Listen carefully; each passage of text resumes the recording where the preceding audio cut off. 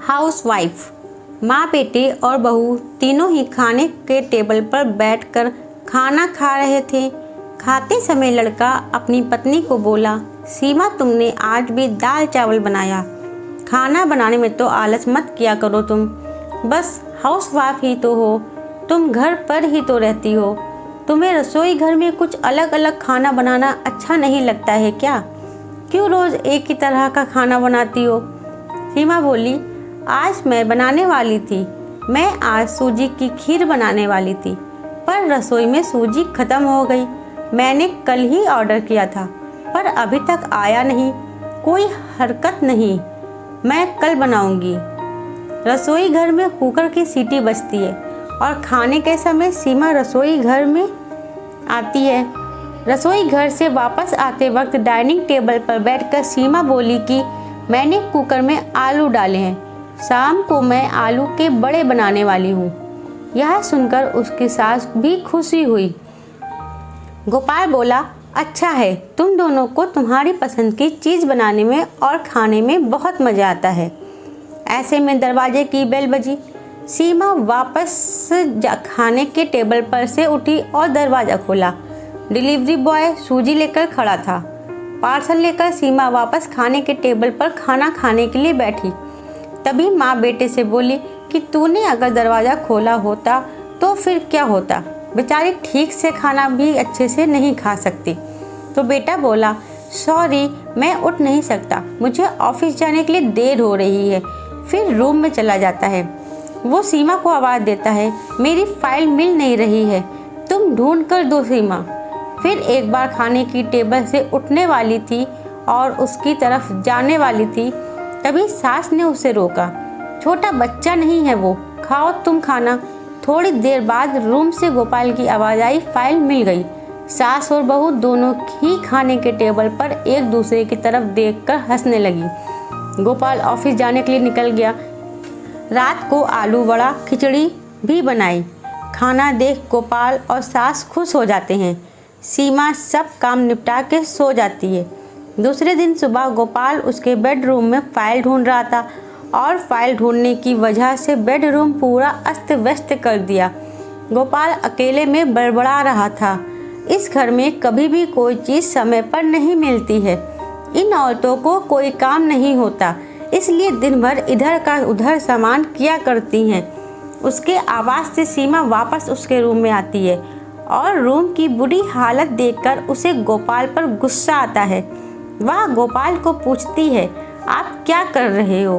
तभी गोपाल बोलता है, मैंने तुम्हें पिछले दिन ही दी हुई फाइल कहाँ पर है? सीमा तुरंत वह फाइल बाहर निकालती है और वह गोपाल को दे देती है। सीमा गोपाल को कहती है, इतना सारा सामान बिखेरने से पहले मुझे एक बार पूछा तो होता। कितना सामान बिखरा पड़ा है, मैं क्या दिन भर यही काम करती रहूं क्या? उल्टा गोपाल सीमा पर चिल्ला देता है और बोलता है कि क्या काम रहता है दिन भर तुम्हें? इतना काम भी तुम नहीं कर सकती क्या? दिन भर सोती ही रहती हो सिर्फ। माँ के कहने पर हाउसवाइफ से शादी करके बहुत बड़ी भूल की मैंने। ऐसा बोलकर गोपाल ऑफिस के लिए निकल गया। पति पत्नी का बोलना माँ के कानों पर पड़ता है, जो गोपाल को पता नहीं था। माँ सीमा के पास जाती है, तभी सीमा रो रही होती है। कोई भी गलती नहीं होते हुए भी गोपाल उस पर चिल्लाया, जहाँ उनको पता था सीमा से वह बहुत प्यार करता है। सीमा भी उसे बहुत प्यार करती है। सास ने सीमा को शांत किया। फिर दोनों ने गोपाल को अच्छा सबक सिखाने के लिए प्लान बनाया। दूसरे दिन सुबह गोपाल नींद से जागा, तभी वह सीमा को चाय के लिए चिल्ला रहा था।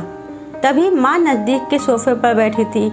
वह बोलती है, सीमा घर पर नहीं है, वह किसी काम के लिए अपने मायके गई है।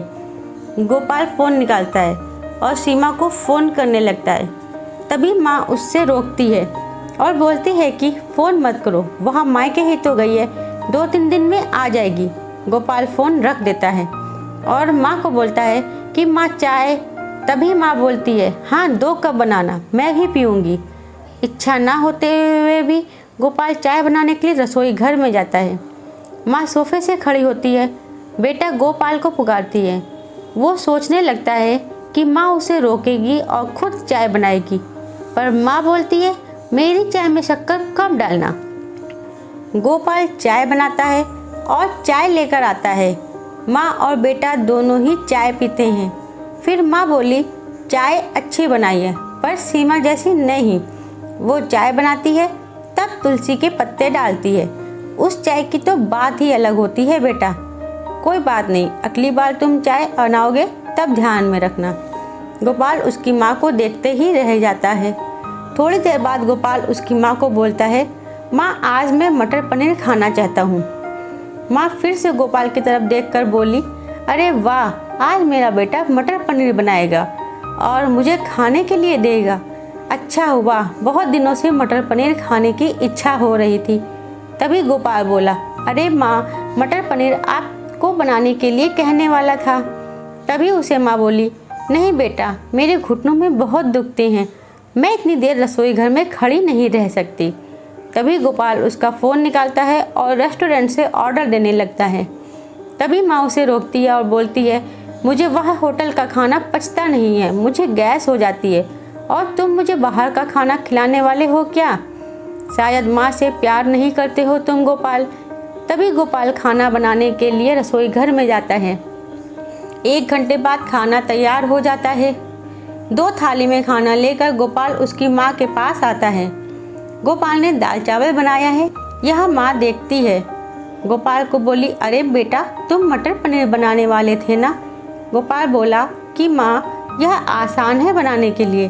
तभी माँ बोलती है, सीमा होती तो आज उसने मटर पनीर बनाकर मुझे खिला दिया होता, पर जाने दो, तुम्हारे हाथों का खाना बना हुआ खाना कहाँ मैं रोज़ खाती हूँ।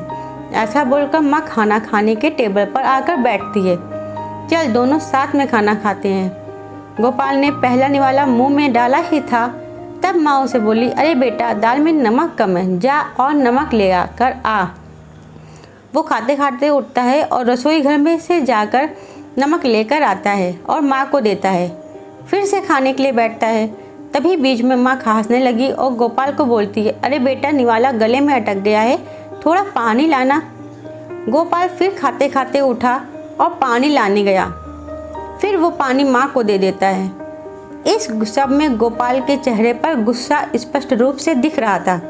गोपाल को अब समझ में आ रहा था कि वह सीमा के साथ जिस प्रकार का बर्ताव कर रहा था उसे कितना बुरा लगता होगा।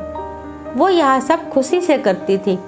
उसके चेहरे पर कभी भी कोई शिकन नहीं दिखी। वह सोचते सोचते खाना खा रहा था। माँ यहीं पर नहीं मानी। खाना होने के बाद माँ गोपाल को बर्तन धोने के लिए कहती है और माँ उसके रूम में आराम करने चली जाती है। माँ उसे परेशान करने का कोई मौका नहीं छोड़ती। वो गोपाल को बुलाकर चद्दर ओढ़ने के लिए कहती है।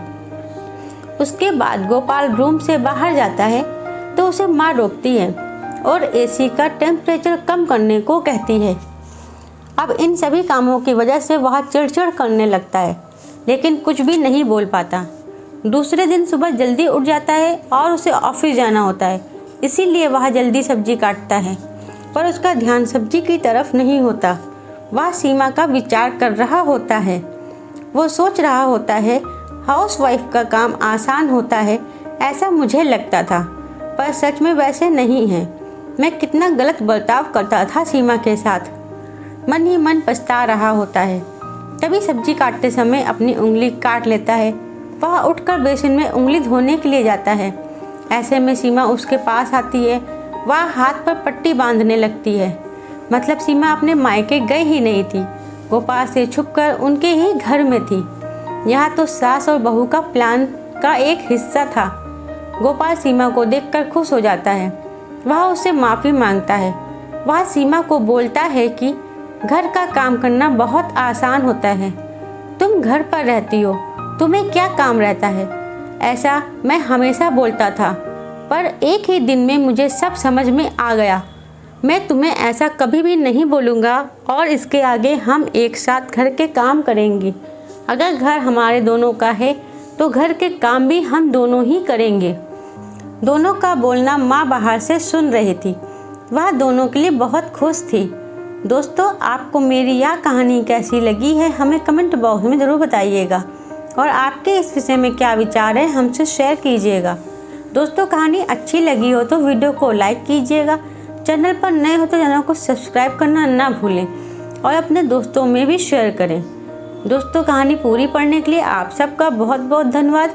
मिलते हैं अपनी अगली कहानी में, तब तक के लिए राधे राधे।